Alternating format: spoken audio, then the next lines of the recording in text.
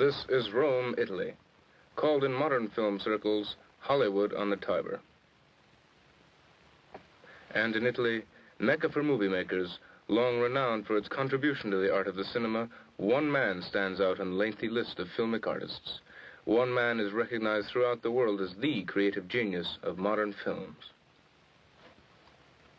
His name is Count Luchino Visconti di Madrone, but they call him Visconti.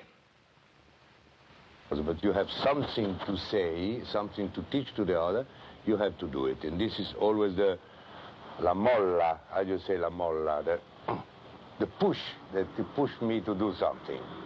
I never know what style I try to have, but when I'm working, the style comes out, how can I say, alone, you know?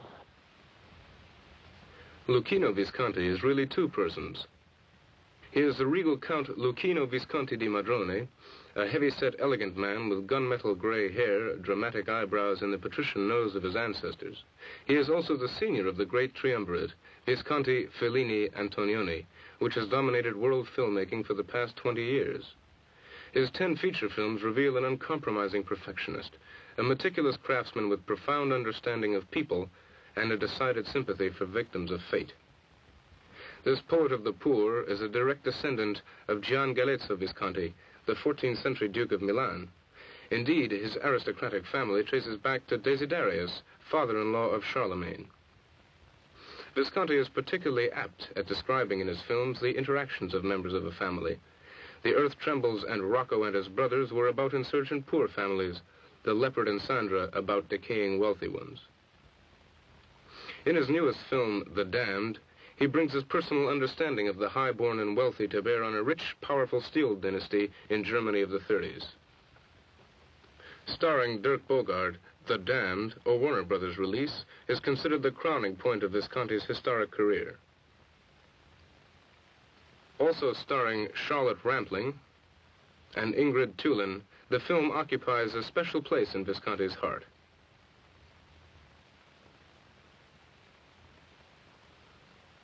England's Dirk Bogarde has achieved great international stature in such films as The Servant and Justine. I think all my best about Bogarde because I chose him and I asked him to play in my film, and it was the first time he worked with me. But after very few days, I understand that Bogarde was a great actor. It was exactly what I need in this character in my film, you know. I take that chance. They'll give me all their help. And there won't anymore be a Herbert, or a Constantine, or a Joachim. I will be in command. I will make decisions. You and I, Sophie. Visconti has enormous magnetic power. He doesn't say very much, but he feels everything. And somehow one picks up a very strong feeling.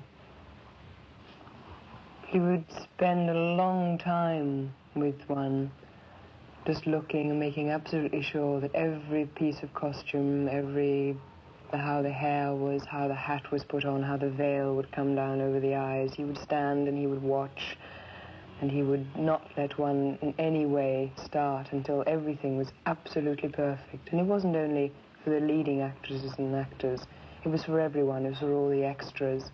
He would look at you and he would see his whole creation in you. He would see the sets behind, he would see the whole atmosphere that was seen that you were going to do. He would see it all as one. It was absolutely marvelous. That's what it's like to work with Visconti. Such a wonderful man. But I don't see what's the point.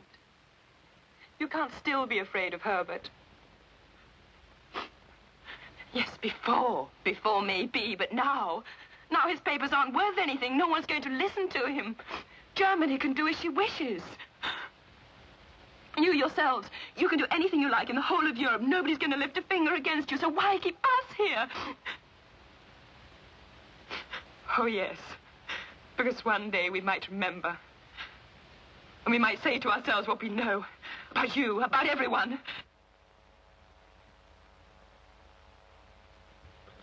from Sweden, Visconti brought Ingmar Bergman's great discovery, Ingrid Thulin, to round out an international cast of the highest caliber. Because I was looking for a woman who looks like a German woman, but in Germany I don't find a real great actress like Ingrid Thulin, you know. And then I prefer to have a Swedish, but who looks like a German, that a German who is not so good like Ingrid Thulin. And I think for Ingrid Thulin is a very great performance. But I would like you to help me never to expose him to this sort of thing again.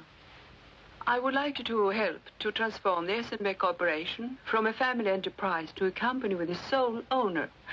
And since Friedrich's name is not Essenbeck... It's impossible. Nothing is impossible in this country. The decree is sufficient. And Friedrich will be able to obtain the name and the title of Essenbeck. To watch Visconti directing is to watch a master craftsman. No watchmaker puts together his jeweled machine with greater care or precision. No item is too trivial to attract the master's attention. No member of the cast is too insignificant. And I wanted everybody who works with me are professional and very serious professional, you know. I don't think you can make movies with amateur people. And the thing I don't like and I disapprove. In a Visconti film, even the china closet is filled with real china. To Visconti, the proper blending of every item of the physical world with people and their emotions is the stuff motion pictures are made of. Another Visconti trademark is the use of real locations instead of artificial-looking sets. A master perfectionist, his striving for ever-increasing realism takes his cameras into actual buildings and outdoors as much as possible.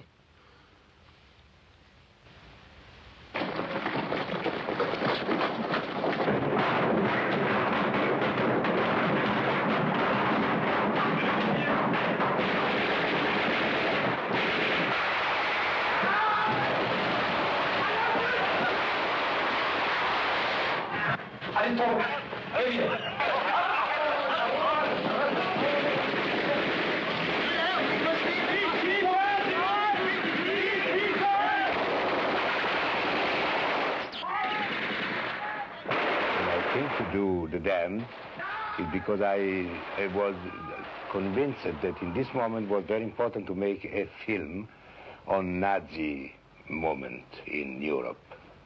And I'm sure when the film will come out, it will be very important for the new generation that they don't know exactly what happened in this time in Europe. But what is important is a sort of denunciation of a situation in Europe in this moment, what I think is very important to remember to the people. After every film, it is to this historic Italian village that Visconti comes.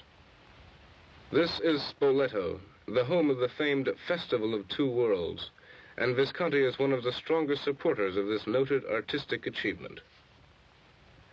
A director of numerous plays and operas, as well as films, Visconti will devote more of his time to such endeavors in future. Feeling that The Damned is the culmination of his motion picture career, he will seek the satisfaction of artistic creations in all areas. Count Luchino Visconti di Madrone, Visconti, a man of two worlds.